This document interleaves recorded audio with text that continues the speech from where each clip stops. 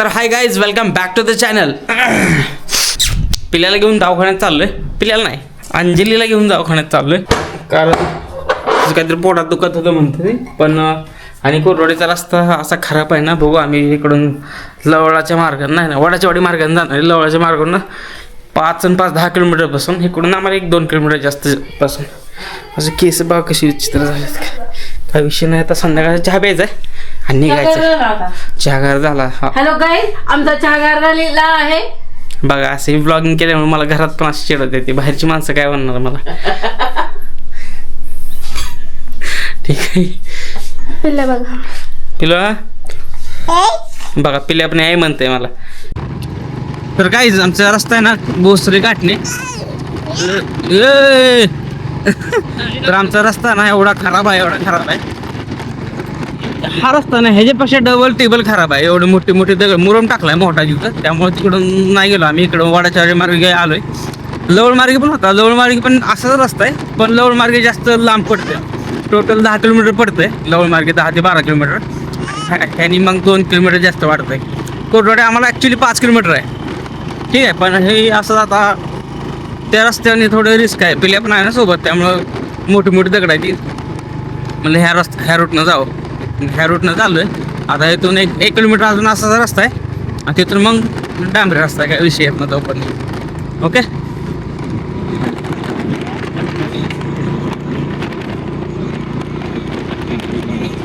आणि काल आहे ना लाईट 10 वाजता आली रात्री.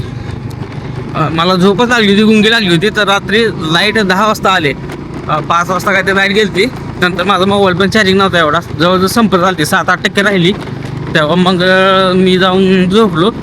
आणि नंतर काहीतरी 9:38ला काहीतरी मी ब्लॉग संपवला आणि 10 वाजता झोप लागायला लागली मला. त्या टाईमला बरोबर लाईट आली. मोबाईल चार्जिंग लावला आणि झोपलो. नंतर लवकर झोपलो.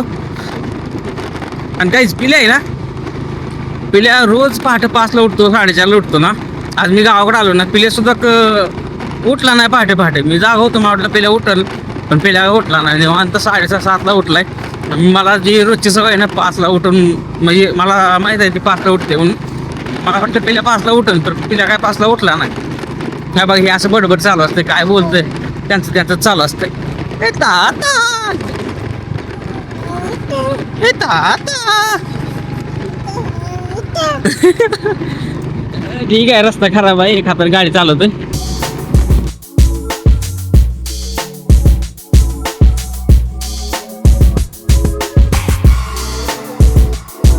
काहीच विषय काय, बोसऱ्यात आलतो ना. बोसऱ्यात आहे ना काहीतरी नाशिक डोलाले त्यांनी वाजवायला. ह्या वर्षी आहे ना शिवजयंतीला DJ वगैरे त्याच्यावर बंदी आहे. तर त्यांनी बोसऱ्यामध्ये नाशिक डोल आणले होते. आणि आज वा वा वा, तर आज त्यांनी मिरवणूक काढली किंवा मग त्या डोल ताशा वगैरे होता तिथं. आणि तिथे ना पूर्ण जे मेन कुर्डवाडीला येणारा जो रस्ता आहे ना, आमच्या घाटण्याकडनं म्हणा किंवा मग माड्यावरनं म्हणा, तो पूर्ण ब्लॉक केला होता. तिथं ट्रॅफिक जाम झालं होतं. मी तसंच फिरून मधून बोसऱ्यातनं रस्ता आहे, कच्चा रस्ता आहे, तसंच फिरून वरती कॉलेज केल्या साईडनं बायपासनं तसंच आतमध्ये आलो आहे गावाकडं. जे कुर्डवाडीचे आहेत त्यांना माहीत असेल. व तर त्या रस्त्याने आलो आहे. आता तर आहे आता हॉस्पिटल. मला 3 वाघ आहे. मला 3 कामं आहे. ते हॉस्पिटलला जायचं आहे आणि ताईनं सांगितलं तसलं तिला विणायचं आणि नंतर झेरॉक्स पण काढायचं. 3 कामं आहे ती. नंतर घरी जायचं आहे. वो ठीक आहे. तर आता हॉस्पिटलमध्ये आलो आहे. अजून ते विणायचं काय म्हणतात त्याला, विणायचं तसलं 1 किलोचा धागा घ्यायचा आहे तिचा आणि नंतर झेरॉक्स काढायचे. व तर मी आता सध्याला आहे ना हे थिएटर जाऊ का. आता हे पाठीमागं आहे ना, हे जुनं ओल्ड थिएटर आहे. ह्याच्या समोर स्ट्रेट जे दिसतंय ना, ही समोरचं हे गांधी चौक आहे. आणि ह्या साईडला रेल्वे स्टेशन चौक आहे. म्हणजे इकडल्या साईडला रेल्वे स्टेशनचं मेन गेट आहे. व ग बाई, सारखं ये म्हणत जा, मी जावं बोलेल जावं.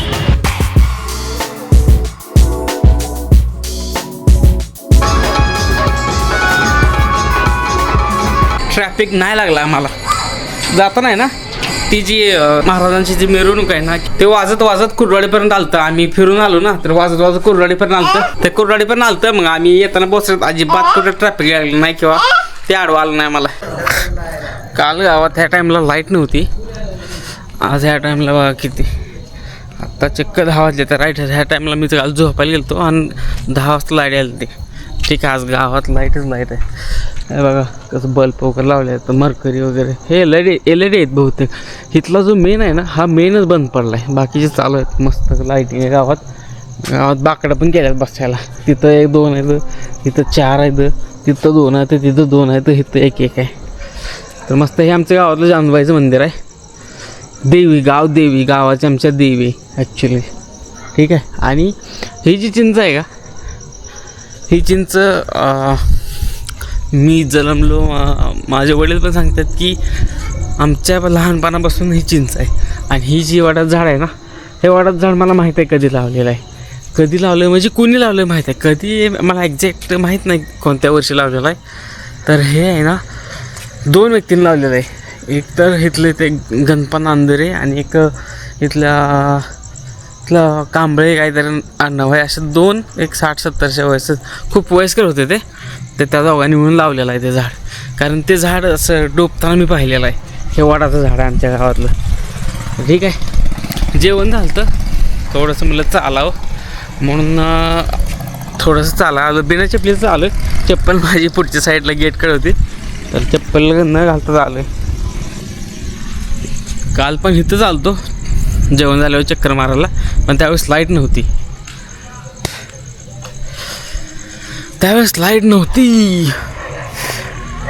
आमच्या गावची शाळा, इथंच मी 7वीपर्यंत शिक्षण घेतलं आहे.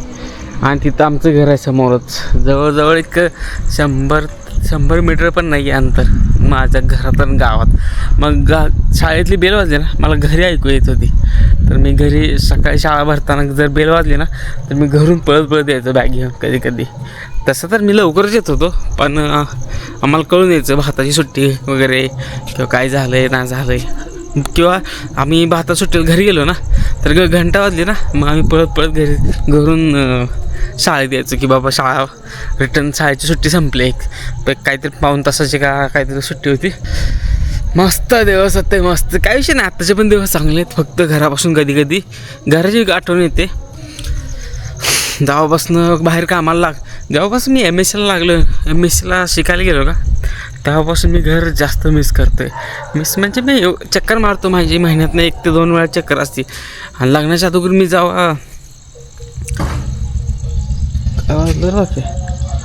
पाला पडला काय पडला, मी एकटाच ऐकतो. तर जेव्हा मी लग्नाच्या अगोदर आहे ना, महिन्यातनं माझी 3 ते 4 वेळा चक्कर व्हायची. मी जेव्हा फर्स्ट कंपनी जॉईन केली ना, तेव्हा सॅटर्डे संडे ऑफ असायचा. आणि सॅटर्डे संडे रूमवर काय करायचं त्यापेक्षा संध्याकाळी मला तिथून गाडी होती हडपसर. त्यावेळेस हडपसर डेली होती, आय थिंक डेली होती. आणि नाहीतर मग दुसरी मुंबई एक्सप्रेस, पण मुंबई एक्सप्रेसला पूर्ण स्लीपर होते. तर त्यावेळेस तिकीट वगैरे भेटून जायचं. आता मुंबई एक्सप्रेसला तिकीटच नाही भेटत. तर त्यावेळेस मी महिन्यातनं 2 ते 3 वेळा, कधी 4 वेळा पण येऊन जायचो. नंतर साईमध्ये जॉईन केलं, तर नंतर मग ते महिन्याचा पहिला आणि 3रा आठवडा सॅटर्डे संडे आणि 2रा आणि 4था सॅटर्डे वर्किंग असायचं. असं चालू झालं. मग 2 दिवस चक्कर मारायला लागलो. नंतर मग आता पण माझ्या कंपनीत आहे ना, आता सध्याची ऑरिजिन लाईफ सायन्स, त्यामध्ये पण आता अल्टरनेट सॅटर्डे वर्किंग आहे. तर त्यामुळं 8 महिन्यातला पहिला शनिवार आणि 3रा शनिवार सुट्टी असते. 2रा, 4था, 5वा हे वर्किंग असतात. तर आता काय मला सारखं येणं जाणं होत नाही, पण तरी पण काही काम असेल. आता ह्यावेळेस मी कशासाठी आलतो की पेल्याचा डोस आहे, पण पेल्याचा डोस ह्यावेळेस झाला नाही. कारण त्याला गेल्या वेळेस पण तिला सर्दी होती, ह्यावेळेस पण तिला सर्दी नॉर्मल होती, जस्ट आम्हाला वाटलं देते. पण ते म्हणलं की सर्दी नको आहे किंवा मुलीची तब्येत चांगली पाहिजे. ठीक आहे, त्यासाठी ते बोलले स्ट्रॉंग डोस आहे काहीतरी. तर स्ट्रॉंग डोससाठी मुली म्हणजे आजार नसला पाहिजे काही सुद्धा त्याला. त्यामुळे त्यांनी आज ह्यावेळेस पण डोस दिला नाही. पुढचा बघू 28 तारखेला डोस आहे ह्याच महिन्यातल्या.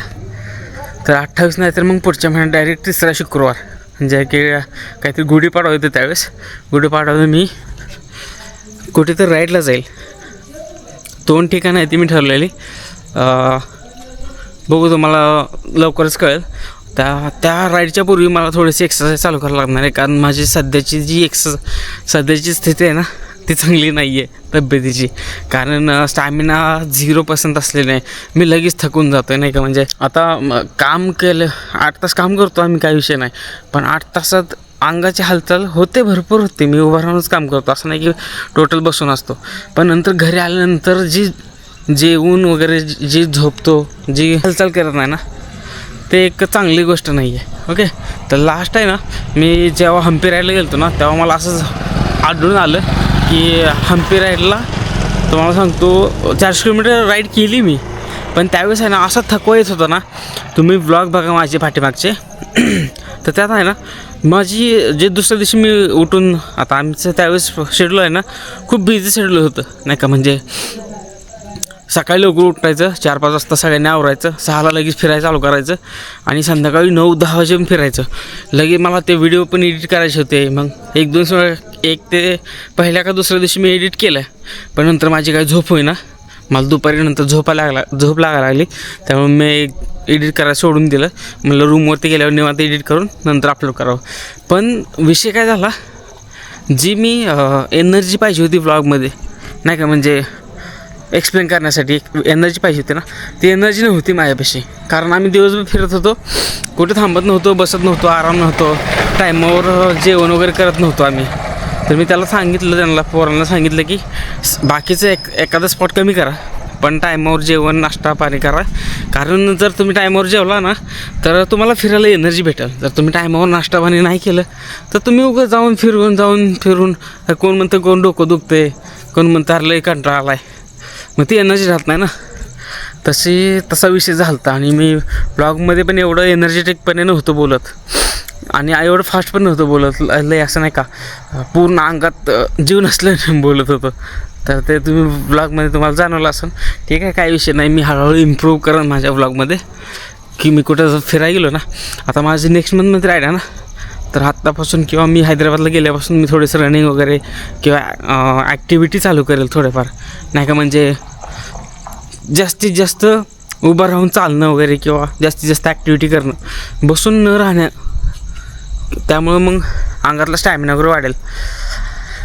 ठीक आहे, असं काहीतरी करेल नाही. तर आत्ता तर जेवण झालं तर म्हणून मी चक्कर मारायला आलो होतो.